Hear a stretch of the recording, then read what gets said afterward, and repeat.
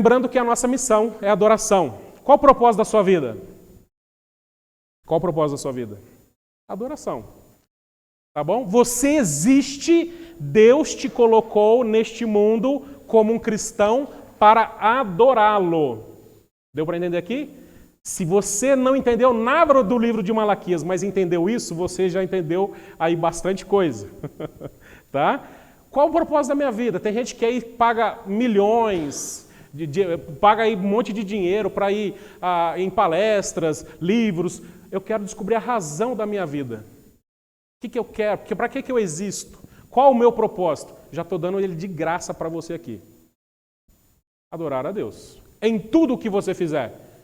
Uma mãe adora a Deus através da maternidade. Você, profissional, adora o Senhor também através da sua profissão. Você, em tudo que fizer na sua casa, no seu dia a dia, você está ou deveria adorar a Deus. Ou seja, qual é a missão da sua vida?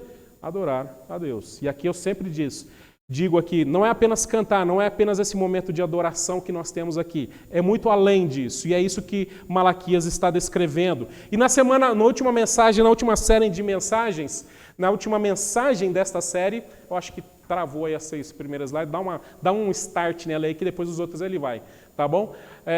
A gente falou sobre essa régua da adoração, lembrando que nós estamos aí no capítulo 3, versículos de 13 a 18, numa crise onde agora o povo começa a questionar Deus, falando palavras duras contra Deus, dizendo, é inútil servir a Deus.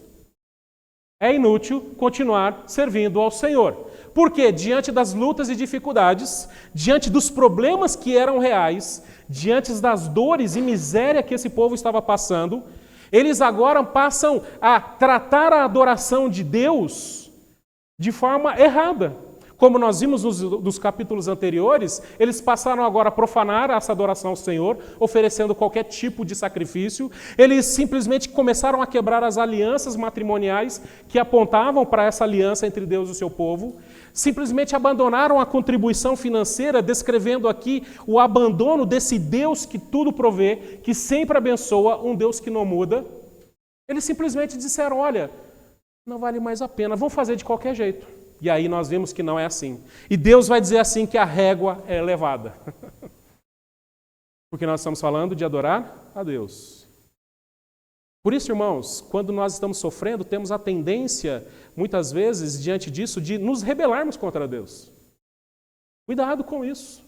Cuidado que diante do sofrimento, um sentimento de revolta, de questionamento, de incredulidade toma conta do nosso coração e passamos a pensar, é inútil servir a Deus.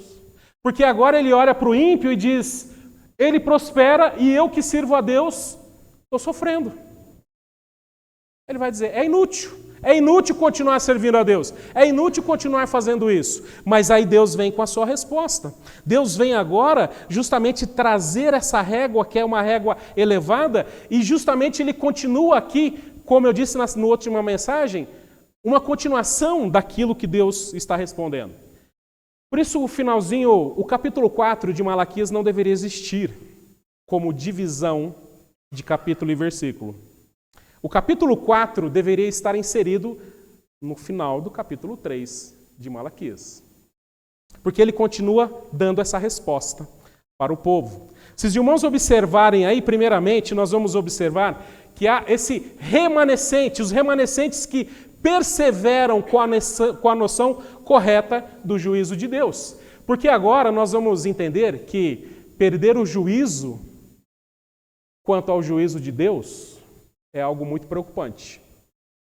Por isso, não perca o juízo quanto ao juízo. Deu para entender aqui? Vou repetir, para você se ligar. Não perca o juízo diante do juízo. Não perca o juízo diante daquilo que vocês estão falando de um Deus e acusando, dizendo que é inútil servir a Deus. Não perca o juízo. Não é assim que você fala com seu filho? Tome juízo, menino.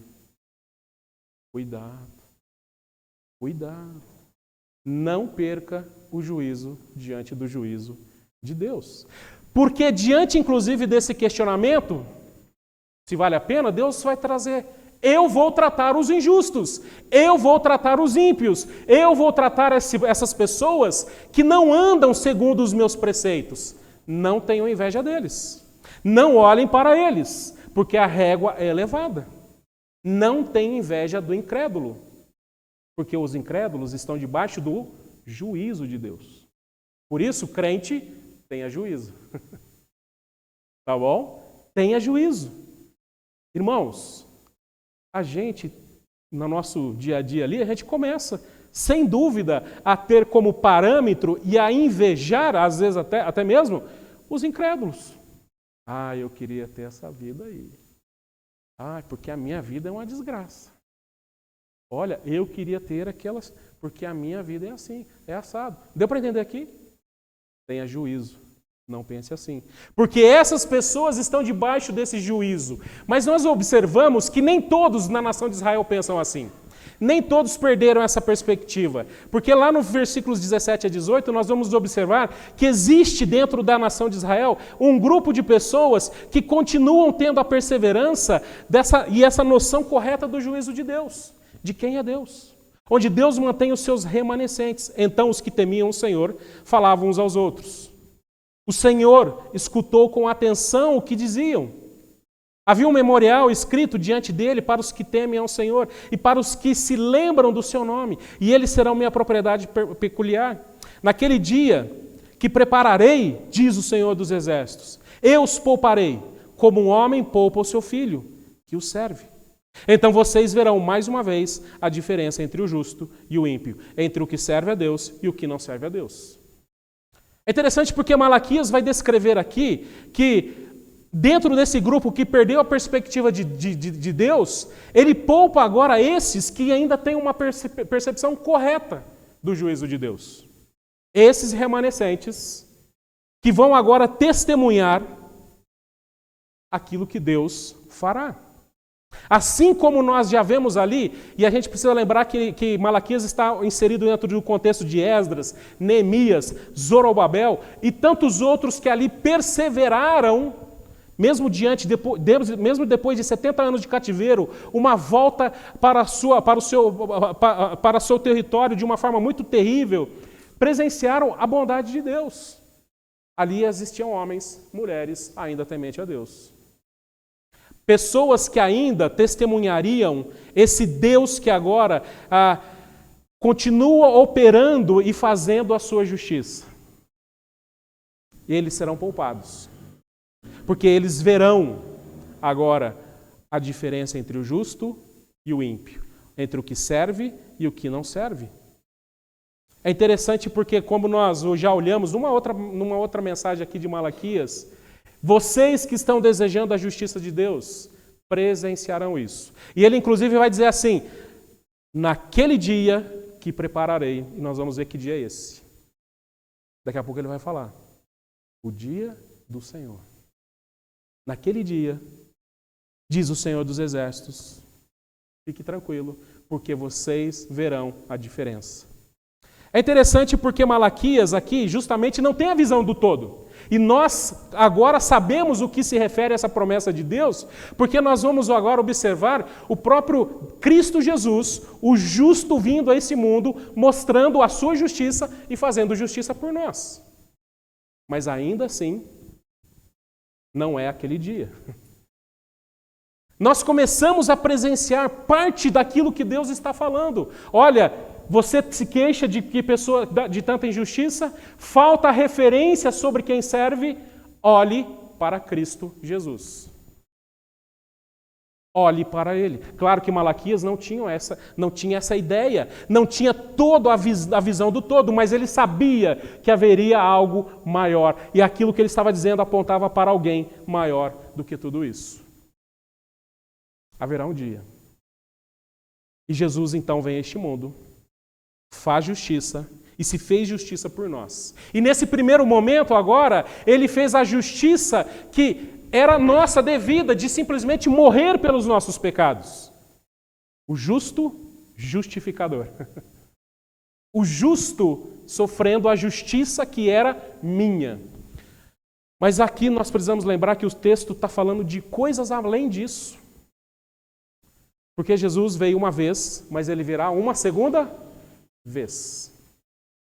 Porque naquele dia eles testemunharão uma justiça real, onde Deus mudará toda a história, toda essa humanidade. E aqui eu entendo que entra aqui o capítulo 3, o capítulo 4 de Malaquias. Onde agora, nos primeiros versículos, os que perdem o juízo sofrerão. Porque ele diz assim no início do versículo: pois eis que vem o dia, queimando como uma fornalha. E todos os soberbos e todos os que praticam o mal serão como palha. O dia que vem os queimará, diz o Senhor dos Exércitos, de modo que não lhes deixará nem raiz e nem ramo. O que nós precisamos lembrar é que isso não ocorre no tempo de Malaquias. O que nós precisamos lembrar é que, mesmo apontando para Cristo Jesus, isso não ocorre no tempo de Jesus. Mas isso ainda, ou seja, o texto se refere a um momento, a um dia que ainda não aconteceu. Um futuro não tão distante. Porque vem um dia em que esses que vocês estão tendo inveja, em que esses que vocês estão dizendo que é inútil manter justo porque Deus está abençoando esses injustos, haverá um dia em que estes em que vocês estão invejando porque acham que estão sendo abençoados por Deus, serão queimados como numa fornalha, como palha, como simplesmente nunca existissem, diz o Senhor dos Exércitos. Esses que vocês estão invejando, que tanto se gabam de si mesmo, que são soberbos, que acham agora que a sua vida, diante de tudo aquilo que eles têm, estão protegidos, preparados para tudo, serão consumidos como palha. Serão aniquilados. Esses que vocês têm inveja, esses que vocês acham que armaram as suas vidas de tal forma que nem Deus os atinge. Já viu pessoas assim? Ontem estava passando o Titanic de novo. Estava lá esperando a Linda, né, que ela estava voltando, eu estava lá no computador, aí o computador fica passando lá, passa o Titanic. Aí tem a cena lá do pessoal que fala, esse navio nem Deus afunda, né? Estamos protegidos nesse monte de aço. O que dá? Agora, deixa eu só fazer uma... Por que aquele camarada não subiu na porta com a menina?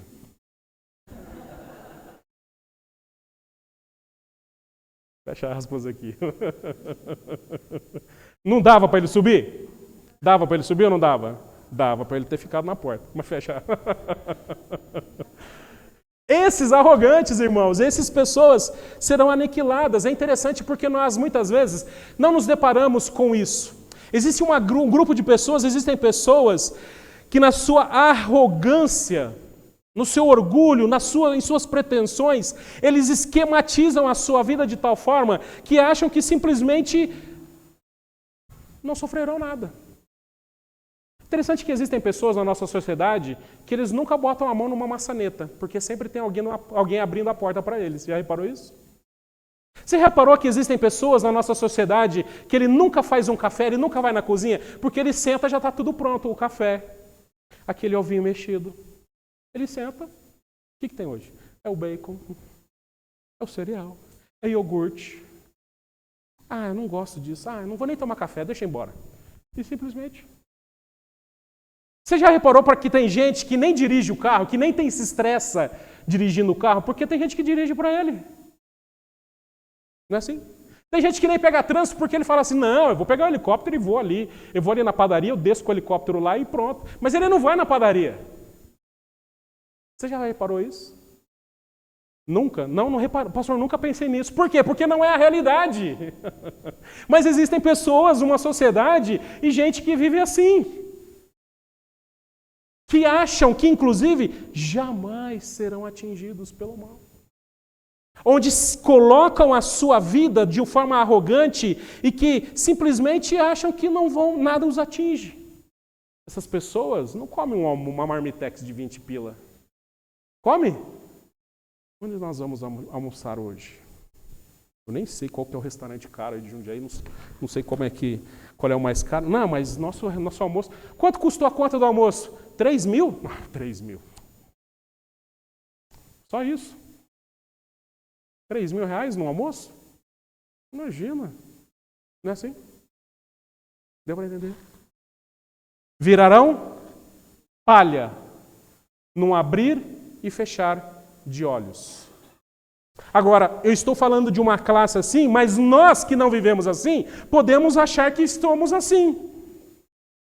Onde nós criamos uma proteção, uma rede de proteção, um cuidado, numa arrogância de coisas que nós não imaginamos, que nada vai nos acontecer. Você tem certeza disso? Tem certeza? Não.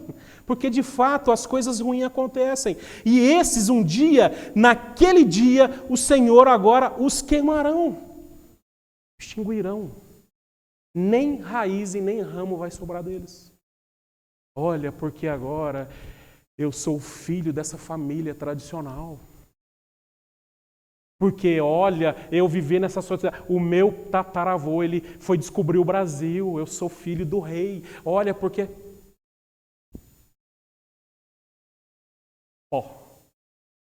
palha naquele dia. Não invejem estes. Não invejem. Porque naquele dia, o dia do Senhor virá como este fogo consumidor, trazendo justiça. E eu vou falar sobre o dia do Senhor. Qual é o dia do Senhor, pastor? Tem uma data no calendário? Tinha uma música. Daqui a pouco eu vou entrar nisso. Nós precisamos lembrar que alguns profetas falou do grande e terrível dia do Senhor. Joel 2, 30 a 31 vai dizer assim: mostrarei os meus prodígios no céu e na terra, sangue, fogo e colunas de fumaça, o sol se transformará em trevas e a lua em sangue, antes que venha o grande e terrível dia do Senhor. Sexta-feira eu fui fazer compra, saí daqui da igreja umas 3h30, 4 horas, fui ali no Tausch. Quando eu saí no Tausch ali, o céu de Jundiaí estava vermelho. O sol estava vermelho, eu não sei se era, acho que era fumaça, né, por causa das queimadas, acho que é alguma coisa assim. Estava vermelho, só a fumacinha. Agora nós estamos falando do grande e terrível dia. Teve até 7 sóis. Na China, é isso? Teve lá 7 sóis aparecendo. Teve lá um negócio desse que saiu na internet. O que está acontecendo no mundo? O grande e terrível dia do Senhor. É isso que Malaquias tem em mente. Ainda Amós vai dizer assim: ai dos que desejam o dia do Senhor. Para que vocês desejam o dia do Senhor? Será um dia de trevas e não de luz. Será como se um homem fugisse de um leão e lhe saísse ao encontro de um urso, como se entrando numa casa e encostando a mão na parede fosse mordido por uma cobra. O dia do Senhor será um dia de trevas e não de luz. Será um dia de completa escuridão, sem nenhuma claridade. É esse dia que Malaquias está se referindo. Apocalipse, capítulos 1, versículos de 7 a 10. Já no capítulo 1, quando João está tendo aquela revelação, ele vai dizer assim no finalzinho desse bloco de versículo: achei-me no Espírito no dia do Senhor, e ouvi através de mim uma voz forte, como de uma trombeta.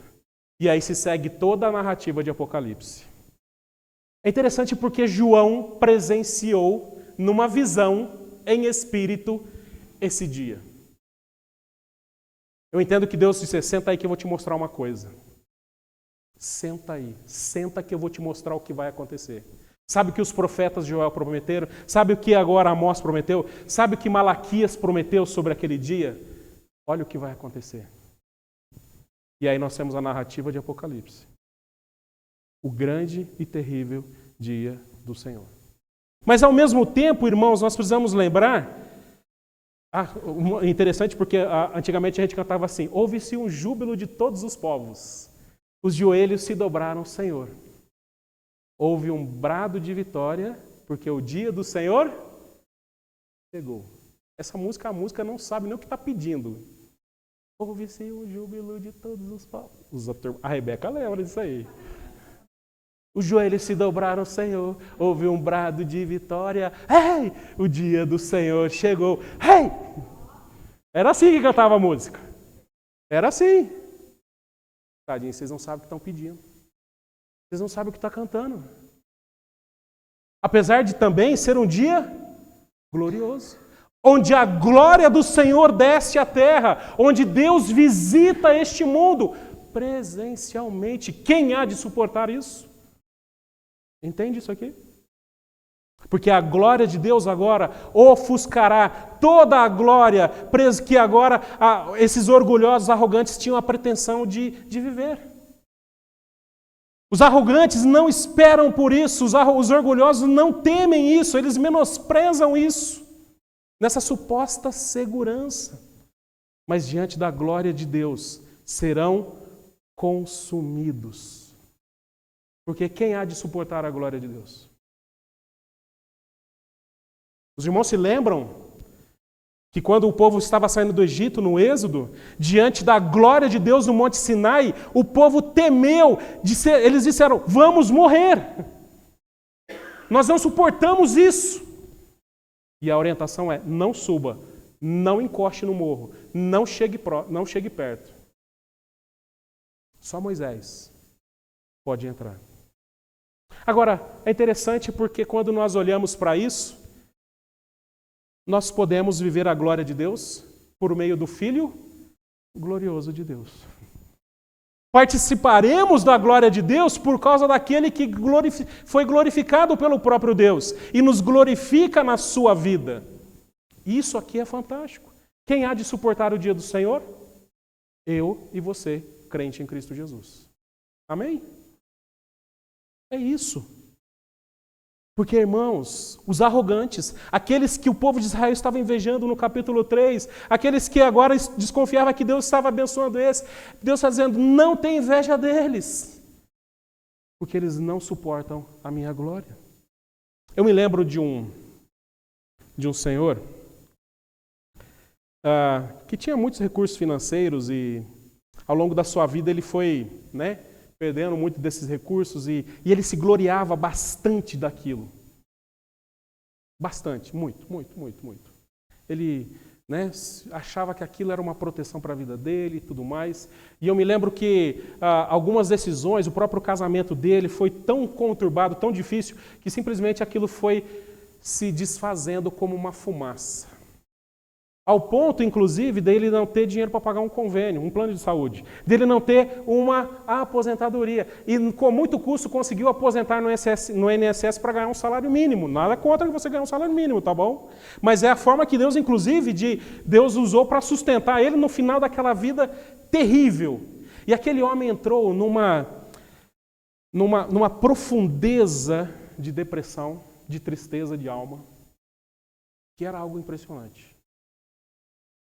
É interessante porque aquele homem tão glorioso, tão requisitado, tão famoso até na comunidade que ali estava, simplesmente foi se apagando.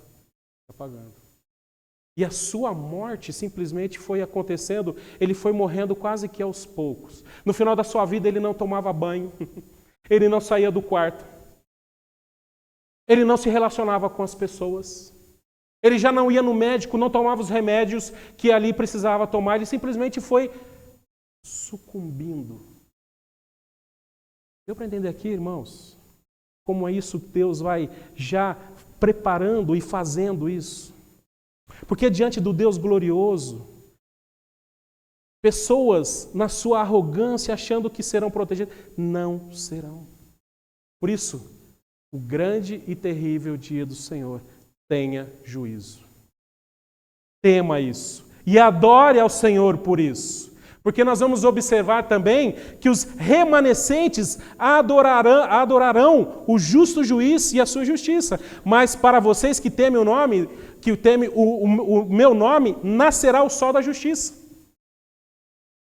trazendo salvação nas suas asas. Vocês sairão e saltarão como bezerros soltos da estrebaria. Vocês pisarão os ímpios, pois eles se farão cinzas debaixo das plantas dos pés de vocês. E naquele dia que prepararei, diz o Senhor dos Exércitos.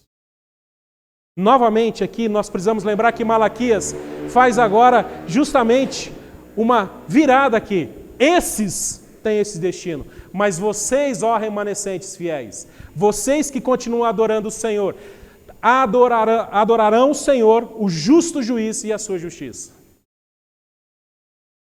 E aqui eu não estou dizendo que você, na nossa maldade, no nosso gosto de ver a desgraça alheia, não é isso.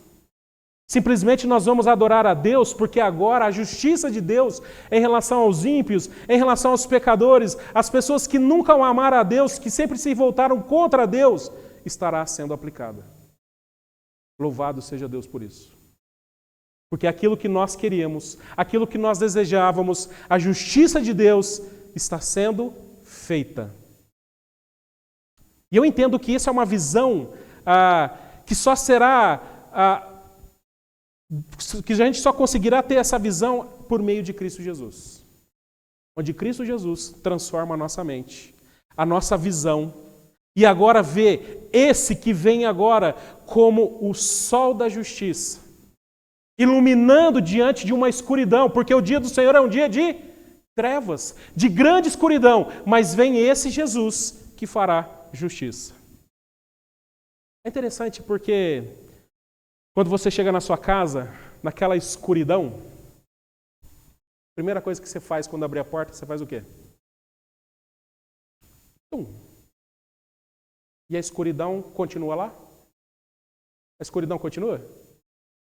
É interessante porque imediatamente, numa fração de milésimos e milésimos de segundo, simplesmente você toca naquele interruptor, toda aquelas dessas trevas, aquela escuridão que quase que dá para você tocar naquilo, simplesmente ela faz assim, ó, desaparece. Esse é o sol da justiça. Deu para entender? Esse é o nosso Cristo. Que quando nós, diante dessa luz que impacta, que chama a nossa atenção, nós vamos adorar, saltar aqui, ele inclusive usa a figura de bezerros soltos na estrebaria. Já viu o bezerrinho? Saltitando, pulando ali de alegria, parece um adolescente pulando e brincando, aquela criança, bezerrinho.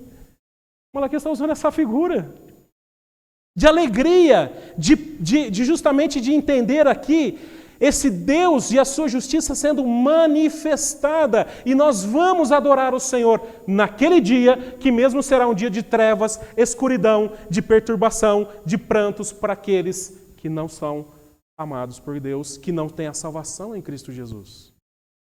Em Cristo nós vamos ver a diferença desse justo e injusto, e vamos adorar a Deus pela sua injustiça. Em Cristo vemos a diferença do que serve e o que não serve, e vamos adorar esse Cristo que é servo de Deus, o justo justificador, que fez justiça pelos nossos pecados. Naquele mesmo dia. Naquele mesmo dia onde Deus está manifestando a sua glória em meio àquelas trevas. Vamos adorar a Deus. Você vai estar lá? Você vai estar adorando a Deus? Por isso, irmãos, ele vai encerrar o capítulo com um lembrete. Olha, tudo isso que eu disse, tudo isso que eu falei, tudo isso que eu vim falando aqui nos últimos capítulos, tudo isso, lembre-se do seguinte. Põe um post-it, sabe o post-it? Sabe o post-it? Escreve aí no post-it. Coloca lá na sua...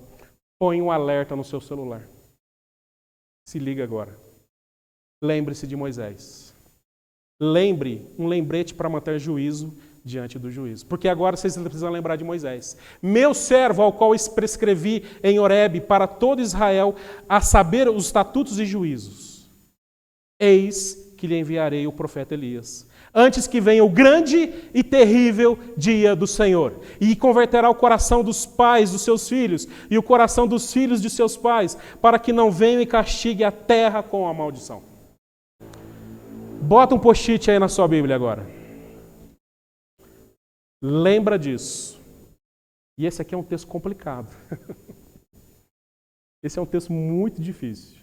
Porque Malaquias é o último livro do Antigo Testamento. Ele é o último livro do Antigo Testamento. Malaquias, simplesmente, depois de Malaquias, há o que a gente chama, no período bíblico, o período de silêncio. 400 anos, onde ali há uma denominação do Império Grego, há vários relatos históricos em relação ao povo de Deus, mas que não entraram nas Escrituras, que não fizeram parte disso. Claro que em algumas outras Bíblias, sim, como a Igreja Católica, pegaram os livros apócrifos, esses livros que contam muitas vezes a história desse período e acrescentaram ali. Mas eles não foram, nem sequer entraram no cânon das Escrituras hebraicas. Nem os hebreus consideram isso como palavra de Deus. E nós temos esse período até que começa então o Novo Testamento. Por isso aqui, Malaquias, ele não tem uma visão do todo. Ele sabe que virá um dia terrível. Ele sabe que virá um Messias.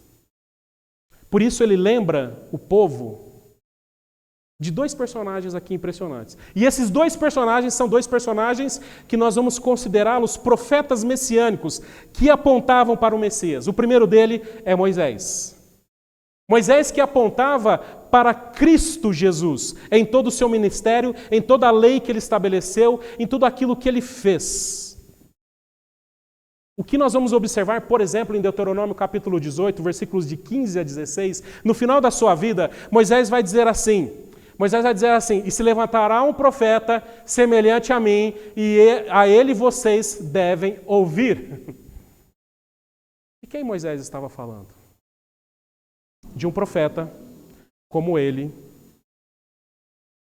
apontando agora para o Messias. Por quê? Porque ele, pastor? Porque isso se concretiza em dois textos, pelo menos, em Atos capítulo 3, versículos de 22 a 23, quando inclusive Pedro fala isso, se levantará. Lembra que Moisés disse? Lembra que Moisés disse de um profeta que se levantaria? E se levantará um profeta semelhante a mim, e esses vocês ouvirão em tudo o que ele disser. Lembra? Ele se levantou, que é Cristo Jesus. Por isso Moisés, ele era um profeta messiânico. Não só isso, mas nós vamos observar de novo isso sendo citado lá em Atos capítulo 7. Novamente, agora fazendo essa referência ao próprio Moisés, e esse que agora se levantaria à semelhança de Moisés. E de novo, o texto aponta para Cristo Jesus. Agora, nós precisamos lembrar que nós observamos que esse profeta é Cristo, levantado por Deus, à semelhança de Moisés, e Malaquias está dizendo, olha para Moisés, lembre-se de Moisés, lembra o que ele descreveu lá. Porque nós vamos observar, em Deuteronômio capítulo 34, versículos de 10 a 12, vai descrever uma descrição final da vida de Moisés, que diz assim, nunca houve quem tivesse tanto poder e fizesse os grandes e terríveis feitos que Moisés. Nunca houve até aquele momento. Mas agora se levanta um novo profeta, Cristo Jesus. Agora, grandes e terríveis feitos. Eu entendo aqui que existe a grandeza, e nós vamos ver obras grandes que Moisés fez, muitos milagres, ensinou o povo, deixou as Escrituras, assim como esse profeta Cristo fez, mas ele também fez obras terríveis. Uma de suas obras terríveis foi o juízo de Deus contra o povo do Egito. Lembra disso? Lembra que contra o povo do Egito houve trevas? Houve trevas? Houve morte. O anjo do Senhor passando e matando os primogênitos. Houve pragas. Esse é o Moisés. que agora fala de um novo profeta que levantará no futuro e que falará como ele e agirá como ele.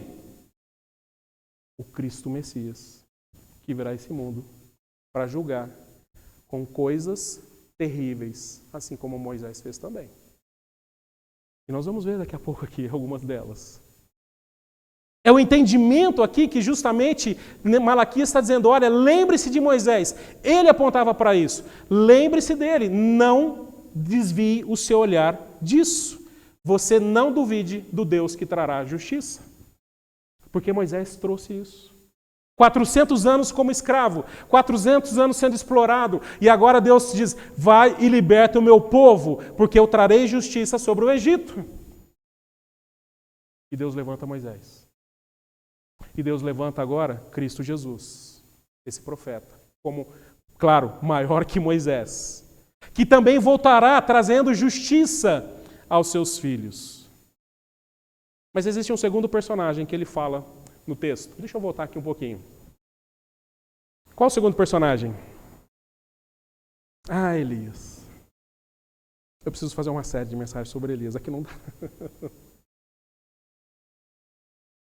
É interessante porque agora ele vai dizer assim, eis que lhes enviarei o profeta Elias, antes que venha o grande e terrível dia do Senhor. Bom, está pronto então. Ou seja, quando Elias vier, quando Elias ressurgir, significa que o dia do Senhor acontece. É isso? É isso? É isso que o povo pensava. Quando nós olhamos para o ministério de Elias, descrito em 2 Reis capítulo 2, versículos de 11 a 13, nós vamos observar que Elias simplesmente não morre no final ali do seu ministério. O que acontece com Elias? Ele sobe, ele é arrebatado. O texto vai dizer que Elias, como de um carro de um fogo, essa é a visão, né, provavelmente aqui de Eliseu que está vendo isso, como um carro de fogo e com cavalos de fogo, separou um do outro e simplesmente leva Elias. Na mente judaica, então, se entendia que diante disso, diante da menção do profeta, nós vamos observar que então, se ele foi embora um dia e não morreu, um dia Deus traz de volta e dá então o start para esse dia terrível do Senhor. Mas nós vamos observar que aqui Malaquias está se referindo a outra pessoa. E que não necessariamente é o profeta Elias que virá e dar esse start para o dia do Senhor. Em Malaquias capítulo 3, versículo 1 vai dizer assim, eis que envio um mensageiro e preparar o caminho diante de mim. De repente, o Senhor a quem vocês buscam virá no seu tempo. O mensageiro da aliança a quem vocês desejam, eis que ele vem, diz o Senhor. E aí ele vai dizer ainda nos versículos de 1 a 6, e ele converterá o coração dos pais e os seus filhos, e o coração dos filhos aos seus pais, para que não venham e castiguem a terra com maldição. E aí nós vamos observar que são as mesmas palavras ditas por um anjo ao pai de quem? João Batista. São as mesmas palavras, são as mesmas menções. Ele diz assim, ao anjo, porém, ele disse, não tenha medo, Zacarias, porque sua oração foi ouvida. Isabel, sua esposa, dará um filho, a quem você dará o nome de João, e você ficará alegre e feliz, e muitos ficarão contentes com o nascimento dele. Pois ele será grande diante do Senhor, e não beberá vinho, nem bebida forte. Será cheio do Espírito Santo, já desde o ventre materno. E aqui, olha só que interessante. Ungido pelo Espírito Santo desde o ventre materno. Isso é uma confusão. Isso é um assunto para outro momento. Eu preciso me controlar aqui. E converterá a muitos dos filhos de Israel ao Senhor. E o seu Deus irá diante do Senhor no poder do Espírito de Elias. Agora é interessante. Irá diante do Senhor no Espírito e poder de Elias. Para converter o coração dos pais aos filhos, converter o desobediente à prudência, dos justos e habitar para a terra, para o Senhor, o povo preparado. E aí nós vamos observar, por exemplo, que as características de Elias e João Batista eram bastante semelhantes. Aqui apenas curiosidades para os irmãos. Nós precisamos lembrar que o próprio jeito austero aqui de viver era muito semelhante um do outro. Por exemplo, nós vamos observar que em Mateus, João Batista está pregando no deserto e usava roupa feitas de peles de camelo e cinto de couro. Assim como Elias, por exemplo, é descrito em 2 Reis, capítulo 1, versículos 7 a 10. Quando nós temos ali o rei que pergunta: quem é o homem que falou isso para você? Era um homem vestido de pelos, com cinto e couro, com vestido de pelos e com um cinto de couro. Eram muito parecidos. Nós vamos observar que o próprio ministério de Elias e de João Batista também foi semelhante. Nós precisamos lembrar que em 1 Reis, capítulo 18, versículos 17 a 19, Elias era uma pedra no sapato, no rei Acabe. Tanto que o rei Acabe veio e diz para ele: então você é o perturbador de Israel? O profeta de Deus, você que está perturbando Israel? A casa de seu pai. E aí, Elias, é interessante porque os diálogos de Elias com o rei Acabe eram diálogos perturbadores, assim, e ele não dava moleza, e ele, Não só isso, mas nós vamos, por exemplo, ver João Batista falando agora do rei Herodes e Herodias. Porque rei Herodes tomou a mulher do seu irmão. E João Batista foi lá e desceu a lenha. Falava de Herodes. Não tinha medo. Tanto que agora o próprio Herodes vai lembrar assim: João Batista que ressuscitou dentre os mortos, porque ele já tinha matado João Batista. E opera forças miraculosas. Outros diziam que era Elias. As pessoas comparavam esses dois personagens. Mas João Batista é morto. Lembra como que foi a morte? Eu quero a cabeça de João Batista. É interessante que Acabe também e Jezabel são condenados por Elias.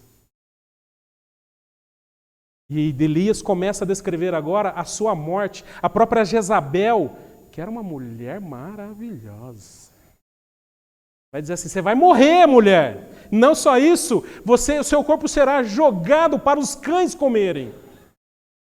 Tamanha era a maldade. Sabe por quê? Porque simplesmente Jezabel mandou matar os profetas de Israel. E Elias vai lá, levantado por Deus, e mata os profetas de Baal. E aqui, irmãos, é interessante porque esses dois personagens, eles fazem essa dobradinha. Mas nós vamos observar que Jesus, no capítulo 17, vai corrigir isso, de entender que agora, então o dia do Senhor acontece quando Elias voltar, quando Elias ressurgir. Mateus 17, versículos de 1 a 3. 6 dias depois, Jesus tomou consigo Pedro e os irmãos Tiago e João e os levou, em particular, a um alto monte. E Jesus foi transfigurado diante dele. Aqui eu acho que eles perceberam Jesus no seu estado de glória. E o seu rosto resplandeceu como o sol. Lembra do sol de Malaquias? O sol da manhã? E as suas roupas se tornaram brancas como a luz. E eis que lhes apareceram quem? Moisés e Elias falando com Jesus. E diante disso, no capítulo 9 de Marcos, versículos de 11 a 13, então perguntaram a Jesus: por que os escribas dizem que é necessário que Elias venha primeiro, antes que venha o dia do Senhor? E Jesus respondeu: Elias vindo primeiro restaurará todas as coisas. Como então está escrito sobre o Filho do Homem, que sofrerá muito e será desprezado? Eu, porém, lhes digo, Elias já veio. E fizeram com ele tudo o que quiseram, como está escrito a respeito dele. E aqui eu entendo que Jesus está se referindo a João Batista, conforme Mateus, capítulo 11, versículos de 11 a 14. Em verdade vos digo, entre os nascidos de mulher, não apareceu ninguém maior do que João Batista. mas menor no reino dos céus é maior do que ele. Desde os dias de João Batista até agora, o reino dos céus sofre violência, e os que usam da força apoderam-se dele, porque todos os profetas da lei profetizaram até João, e vocês querem reconhecer ele mesmo, ele mesmo é Elias que estava por vir. Entenda que Malaquias descreve aqui, e Jesus corrige essa interpretação dos escribas, de achando que agora Elias vem e começa então o grande, terrível dia do Senhor. E de fato, quando João Batista, no espírito de Elias, vem a este mundo e agora prenuncia Cristo Jesus e Cristo vem a esse mundo, esse start do dia do Senhor é agora iniciado. Ainda não vivemos em sua totalidade. Ainda não aconteceu. Mas começou. O relógio tic-tac. Tá rodando. Porque, irmãos, é muito interessante, e eu vou já encerrar aqui a mensagem, que em Apocalipse capítulo 11, versículos de 1 a 14, vai trazer duas testemunhas semelhantes a Moisés e a Elias, no grande e terrível dia do Senhor. Em Apocalipse capítulo 11, versículos de 1 a 14, Jesus vai dizer assim: foi-me dado um caniço semelhante a uma vara, João está dizendo, e também me foi dito: levante e vá medir o santuário de Deus, o altar que adora os santuários, mas deixe de lado o átrio do exterior do santuário e não meça, porque esse átrio foi dado aos gentios, que por 42 meses pisarão a cidade santa. Aqui entendo que há uma profanação da cidade santa no futuro. E darei autoridade às minhas duas testemunhas, para que profetize durante 1270 dias. Só um título de curiosidade. Se nós pensarmos em, claro que não é essa a contagem, tá bom? De anos, de dias de anos, 365, mais 365, mais 365, e metade de 365 dá 182,5. Você tem 1277,5 dias. E o que corresponde a 3 anos e... Tá bom? Fecha aspas aqui. Mas aqui nós observamos que nesse período que antecede aqui a volta de Cristo Jesus, nesse período que a gente, num pré-tribulacionista, vai dizer a grande tribulação, se levanta duas testemunhas para pregar. Num período onde o Satanás e Anticristo está solto neste mundo. A ousadia desses em pregar. E o texto vai dizer que agora eles terão autoridade para fechar os céus, para que não chova durante os dias em que profetizarem. É interessante que o profeta Elias orou e não choveu durante 3 anos. Esses profetas também, ao pregarem, durante esses 3 anos e meio, não haverá chuva. Nesse espírito de Elias. O texto vai ainda dizer, ali em primeira, eu estou colocando só para referência dos irmãos ali, que depois desse período de testemunha, essas duas testemunhas serão mortas. E quando tiver então concluído o testemunho, que devem dar a besta que surge do abismo para a guerra contra elas. A besta vencerá e matará as testemunhas. E os seus cadáveres ficarão estirados na praça da grande cidade, que espiritualmente se chama Sodoma e Egito, onde também o seu Senhor foi crucificado. Aqui eu entendo que João está descrevendo aqui a própria Jerusalém numa profanação, num sentido de profanação teológica, de adoração, e que compara Jerusalém como Egito e Sodoma agora. E essas testemunhas morrem ali, aonde o Senhor Jesus morreu. E o texto vai dizer que durante 3 dias e meio não permitirão que esses cadáveres sejam sepultados.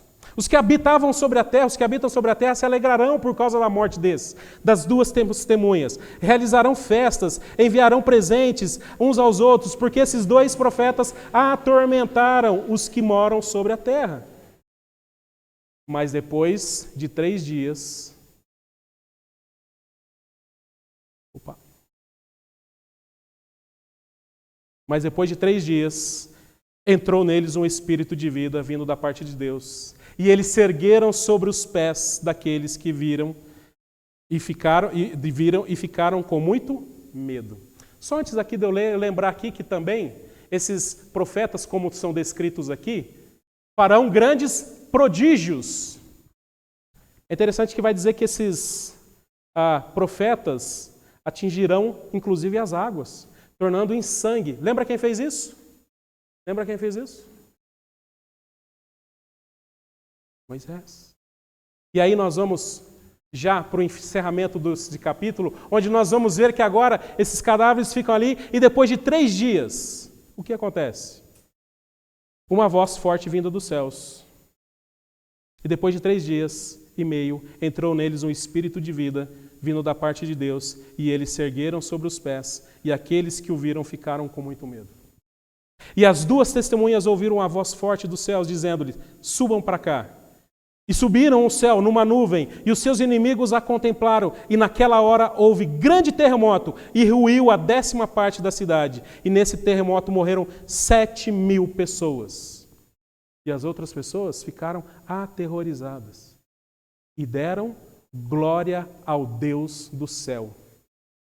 E passou o 2º ai. Eis que sem demora vem o 3º ai, o grande dia do Senhor.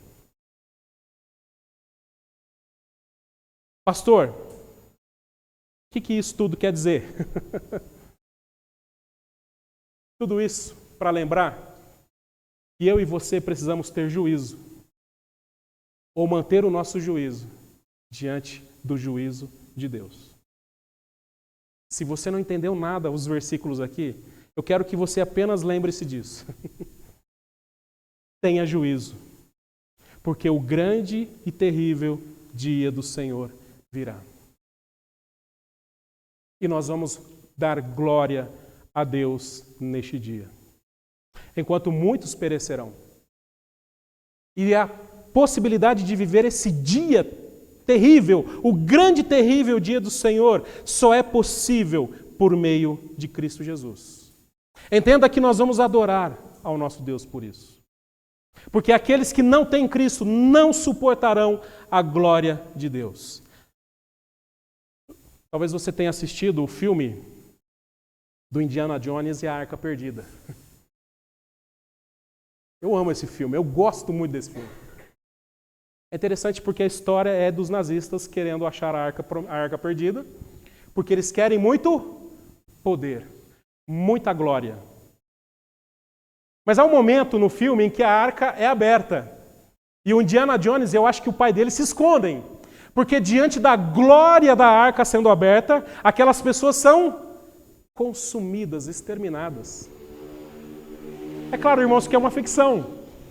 Mas eu quis aqui trazer essa ilustração para nós lembrarmos que esses que não têm Cristo Jesus são incapazes de suportar a glória de Deus, porque já desfrutam da sua própria glória, na sua arrogância, no seu orgulho. Mas nós não, nós temos Cristo Jesus, o glorioso Deus, que agora nos ajuda a viver em glória nele. Por isso, irmãos, nessa semana que estamos começando, que eu e você possamos, em nome de Cristo Jesus, adorar a Deus em todo juízo. E com todo juízo, com temor e tremor, diante do Deus que nós cremos.